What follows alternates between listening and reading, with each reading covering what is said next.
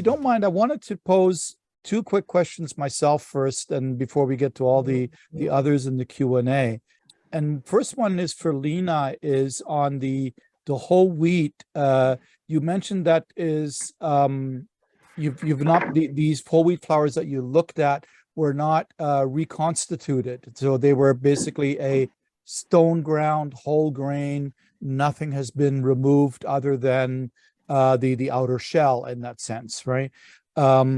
So some countries, they separate the flour like as if they're making white flour, and that way they take the clears off that have lesser baking qualities and put the bran and the germ back in. Have you seen any of those types of flours? I mean, they would obviously perform differently, but have you seen any of that sort of samples yet? Yes, absolutely. So we have worked primarily on, well, as you said, grinded wheat samples, and so no recombination. But we have also purchased more industrial type whole wheat flours that were coming from recombined flour. So yes, yeah. Bran plus plus the germ, plus the white parts. And yes, absolutely, there are significant difference between the two groups. In general, the starch that is produced industrially is finer, and that impacts the bread in a completely different ways that doesn't have the same impact on the gluten network, for instance. And so, yeah, we could also look at this from this point of view. The granulometry definitely impacts the results. And then with that, the other thing that comes to my mind in connection with that, with some groups or people who are developing sort of more specialized flours as far as like a blend of things. So it may not be whole wheat, but it might be like a high protein flour that incorporates, say, soy proteins or proteins from whey or hemp or things like that. So these studies with whole wheat, the way it has impacted, learnings from, absorption and mix times and everything, could then be transferred over to these specialized types of blends to give those developers more control over how to formulate for their products. Would that be a good assumption? Well, absolutely. This is funny. This is funny that you mention it, because we are actually working on different projects regarding plant proteins and pulses in particular. So really high protein products. And yeah, definitely we can apply the same types of methods. Not the same. We are developing new methods. Yeah. But it gives you a guiding light in that respect, so to speak. Yeah, it was a good way to approach different products. Yes. Very cool. Yeah. And Drew, I wanted to just sort of, you touched on soybean, which of course is the most economical and the most widely used. But at the same time, there are, of course, people who either want to avoid GMO or they want to avoid soy as an allergen. So do you also provide like rapeseed lecithin or sunflower lecithin type based solutions, or does that really not come into play as much? So yes, definitely. And I would also say that soy is just one component in a wide range of, canola oils, high oleics. Inside of release agent, high oleic oils are hugely important. They, A, from a rancidity standpoint, but B, from just a strict performance standpoint, they increase the smoke point of a lot of oils. And so the example of soybean versus a more formulated product, for us, most of what we make are much more formulated applications, but from non-GMO to GMOs to these different ranges to organics, we've been making release agents for 80 years, and so we have a huge cross section. And awesome. In our toolkit are all of these base oils, all of these varieties of lecithins are the main key kind of driving components on our oil-based side. Super.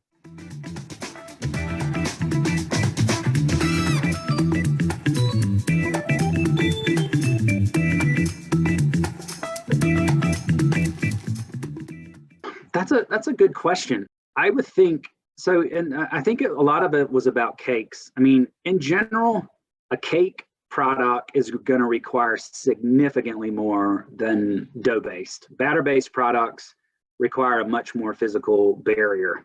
I have never heard it being like that, but obviously if you get too much oil on the outside, that could create some issues along the way.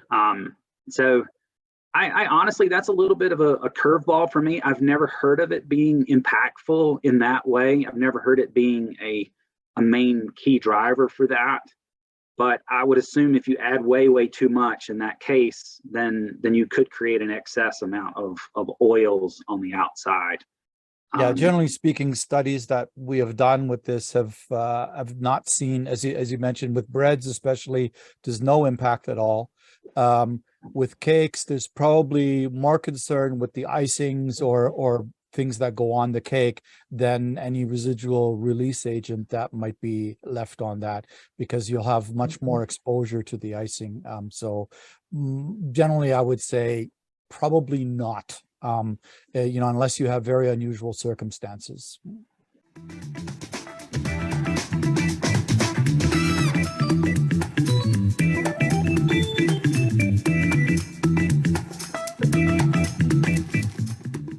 No, it isn't. It is a particular type of wheat breed. It is a wheat that is bred to have a light colored bran. And so they refer to it as white whole wheat. King Arthur has it, ADM, and ConAgra is a big producer of it as well. ADM has several plants that produce it. And ADM was one of the leaders in this as well. ADM has even produced working with farmers, a white whole wheat, soft wheat flour as well, right?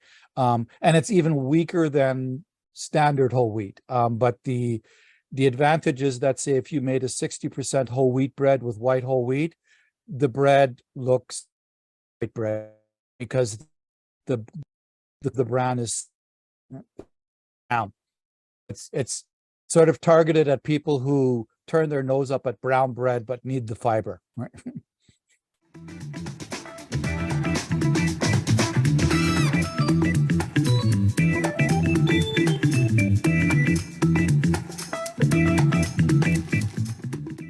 That is a challenging question, as I do not have like 2 PhDs in the topic. But the short answer would be that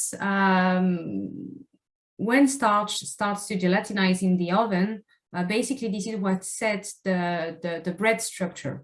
And so if the gelatinization is not as fast or as intense, and also depending on how the gluten network is expanding, is allowing the expansion in the oven, well, the final structure of the crumb will be completely different. So we do have papers supporting those links, so I would be happy to redirect to them for more information.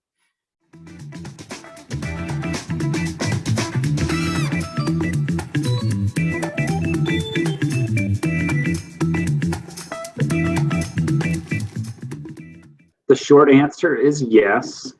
The longer, more full answer is that it is fundamentally better than oil or grease-based release agents because you're using more powerful release agents. I always like to look at it just from a release power standpoint. A basic oil, call it a 3. Mono and diglycerides, different types of emulsifiers are kind of 3 times more powerful than that. Lecithin, which is super viscous, is probably almost a factor of 10 times more powerful. And so the ability in a water-based release agent to use lecithin and monodiglycerides allow you not only to spray a much thinner film that creates this wetted barrier, it's your ability to do that. In the end, though, they're lipids and fats inside of both release agents. Those are the actives. But you can spray it in such a judicious manner that there's a much easier, you know, the life between that is much better. And the benefits for water-based release agents for applications where you can actually put water in those areas because there's a lot of emulsifiers in it. And it's a water-based release agent. It tends to clean up quite quickly and quite effectively. And so yes is the answer, but it's much, much better than oil-based release agents.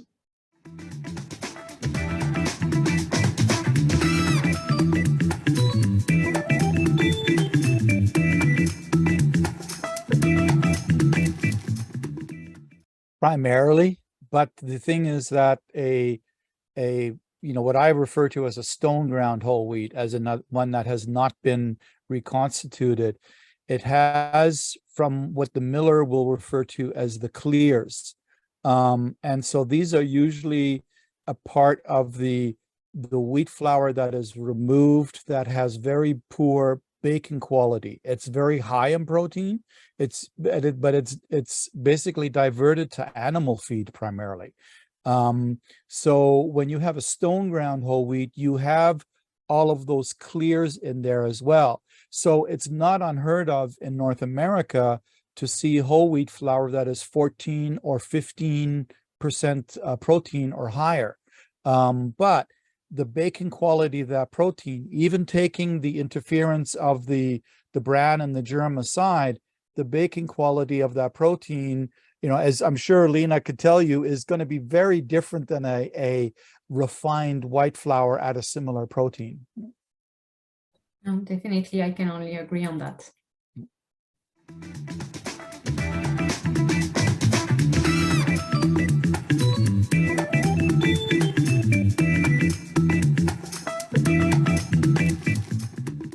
So yes, you are referring to the fact that, yes, it was possible to draw a very, very good correlation between data, the hydration used with the mix lab and the water absorption of the flour during process. And this is exactly the point. This is for the baker to be able to predict how much water he should use according to the flour that he gets. And also to set up specification if he knows that the right water absorption is between this and that, to avoid, for instance, a stickiness issue, other than using releasing agents, of course. That can also be helpful for that.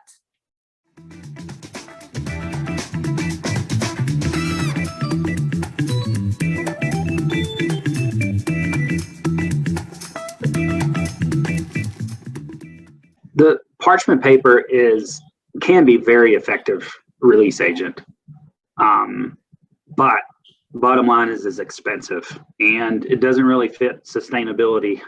When you can finally get to the point, it is important, like Lena had said, if you can design around stickiness issues, you should do that. But if you develop the bread or the product that you want, you need to be able to create this release. And the bottom line for that, again, is the fact that it is expensive. And as people evolve to being slightly bigger bakeries and get to that point, the economics of going to this disposable parchment paper are huge. I mean, again, kind of a factor of 10 once you have your equipment in place or your proper hand spraying applications. It's just a no-brainer from a cheapness standpoint, and then of course from a sustainability and waste, and the fact is that you have more material handling costs as well.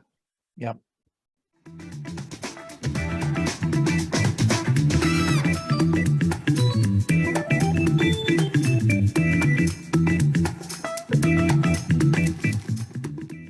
I'll start with that one a little bit. Is that I think that in today's market, the whole wheat or whole grain appearance of the browner color is associated with health and well-being, so that there is a very large group of consumers who understand that this is good for me and this is better for me in terms of preventing a variety of health issues, as was laid out by Lena earlier in her presentation. So it's for some who are like for children who they haven't graduated to this level of thinking for themselves in terms of health concerns.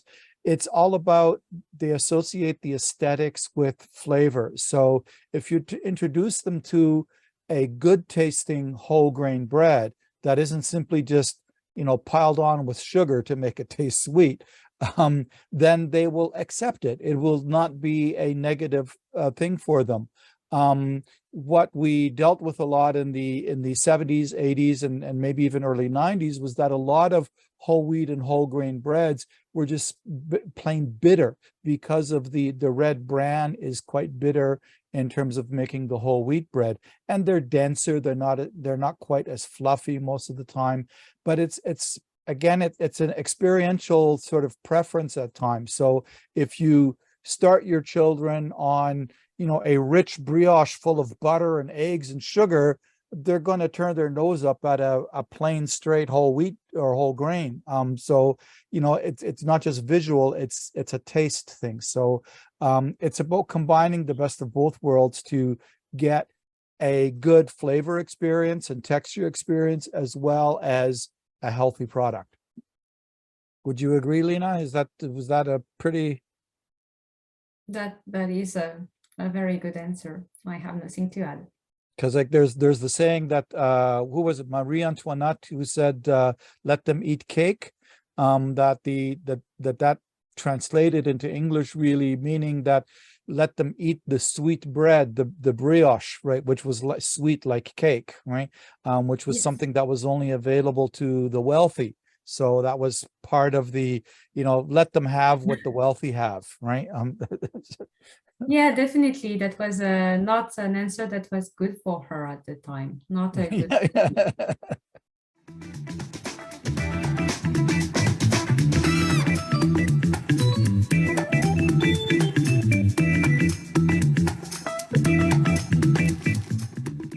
Maybe I can start.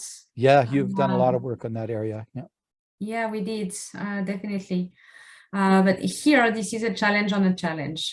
So we have discussed the specific challenge of whole wheat flours. When it comes to gluten-free, then this is, again, a new world.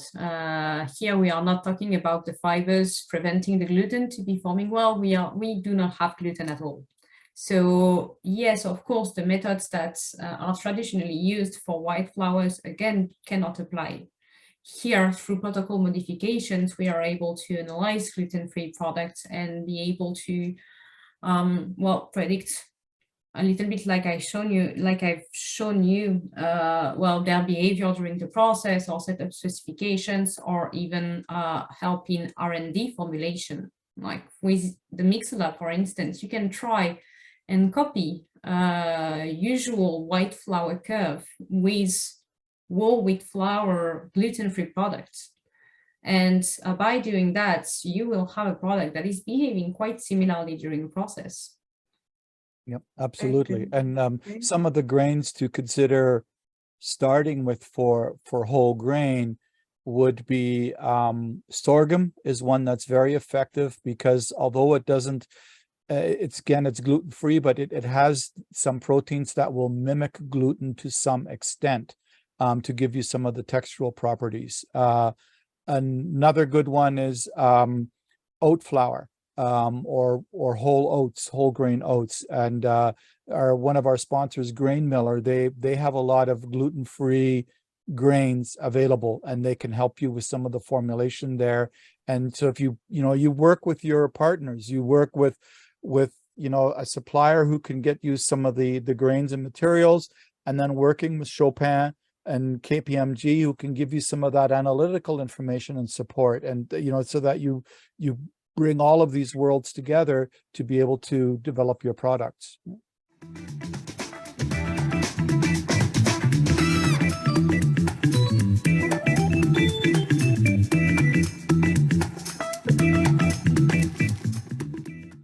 I think it comes down to just performance.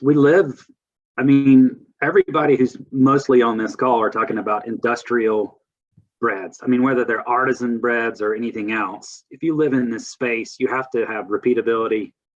You have to have performance. You have to have a pleasant a place where people will want to work, so you can't have a big smoky environment. It's got to be able to be applied easily. And more than anything, the fact is it's got to be tailored for your application.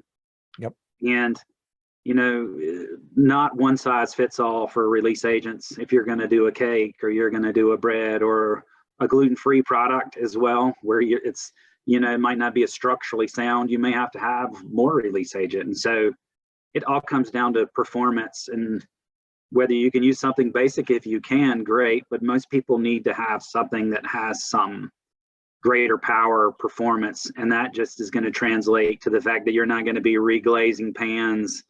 You're not going to be spending a lot of capital costs in that way. And so it's all about performance and being application specific in my world.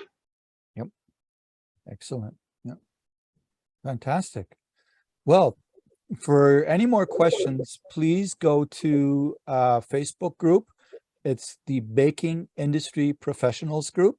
And you can join the group there and post questions there, and we will do our best to answer them. And we have a number of great experts who contribute in that group as well.